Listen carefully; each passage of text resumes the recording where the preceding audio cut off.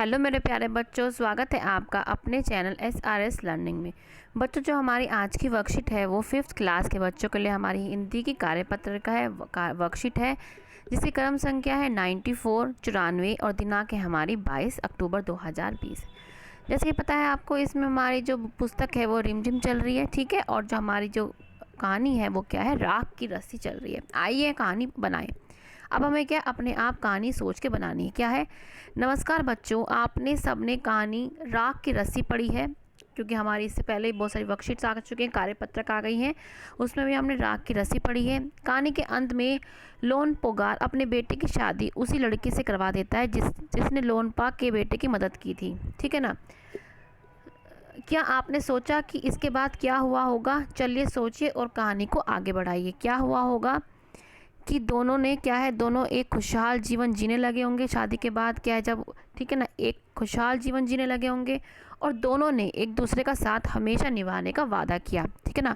क्या है, उनकी जब शादी हो गई, उन्होंने खुशहाल जीवन जीने, खुशी खुशी से रहने लगे और दोनों ने एक दूसरे का साथ हमेशा निभाने का वादा किया। और आप आगे भी बढ़ा के अपनी इसमें आप अपनी सोच भी लिख सकते हैं कि आप लिख सकते हैं कि उन्होंने हर मुश्किल में एक दूसरे का साथ निभाने का वादा किया, ठीक है ना। आपको ये हिंट दे रखा है। इसके आगे आप अगर और बढ़ाना चाहे कहानी तो आप बढ़ाकर लिख सकते हैं, ठीक है बच्चों। हमारा आगे क्या है, प्रश्न क्या है पहला, कि आपने पाठ में पढ़ा कि लोनपोगार ने अपने बेटे को जौ के बोरे लाने को कहा था। गेहूँ और चावल की तरह जौ भी एक तरह का अनाज होता है, ठीक है। दी गई वर्ग पहेली में से अनाज के नाम ढूंढ के लिखें। हमें क्या है, हमें एक पहेली दे रखी है, हमें यहाँ पे से अनाज के नाम क्या है हमें ढूंढ के लिखने हैं। हमें एक दे रखा है इन्होंने मक्का, हमें और ढूंढने, हम क्या ढूंढेंगे?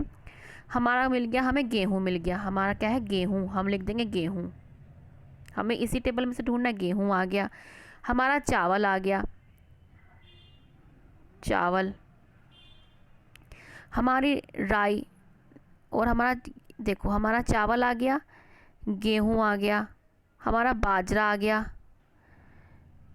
और जौ आ गया हमारा। और आपको कोई दिख रहा है?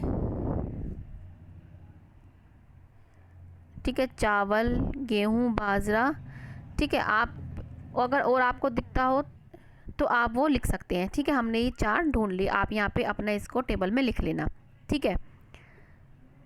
चलो अब हम बढ़ते हैं आगे।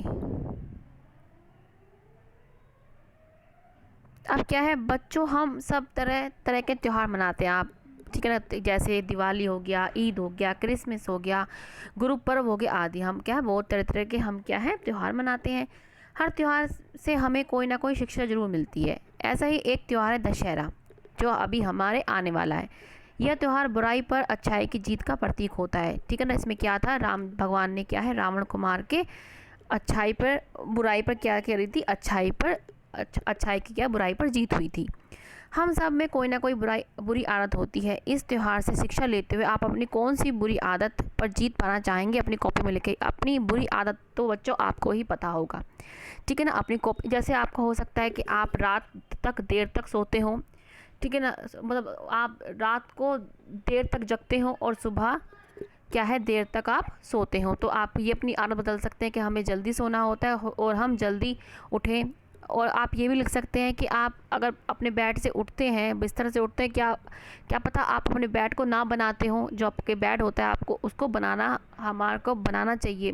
जो हम खेस कंबल ओढ़ते हैं उसको हमें तय करनी चाहिए, ये हमारी अच्छी आदत है, ठीक है ना। हमें हमारी इसको बदल सकते हैं कि अगर हम नहीं बनाते बेड को तो हम बनाना चाहिए हमें। अगर हम ज़्यादा मोबाइल काम के लिए यूज़ कर रहे हैं तो अच्छी बात है, लेकिन अगर हम ज़्यादा खेल रहे हैं उसमें मोबाइल में, तो हमें क्या अपनी गंदी आदत को हम ये छोड़ सकते हैं, ठीक है ना।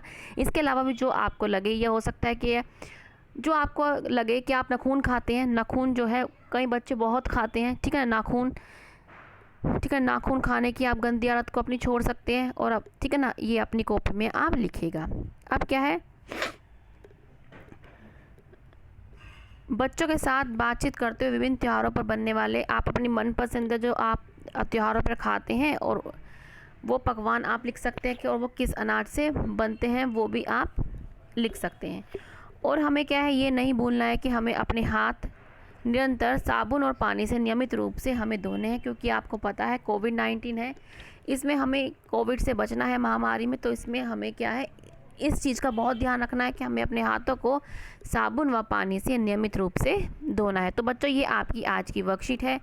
अच्छी लगी हो तो प्लीज़ हमारी जो वीडियो को लाइक कीजिए और हमारे चैनल को सब्सक्राइब करना मत भूलिए। और आप हमारी वीडियो देख रहे हैं, इसके लिए आपका तहे दिल से शुक्रिया बच्चों। आगे हम मिलेंगे आगे की वर्कशीट के साथ। ये आपकी वर्कशीट है।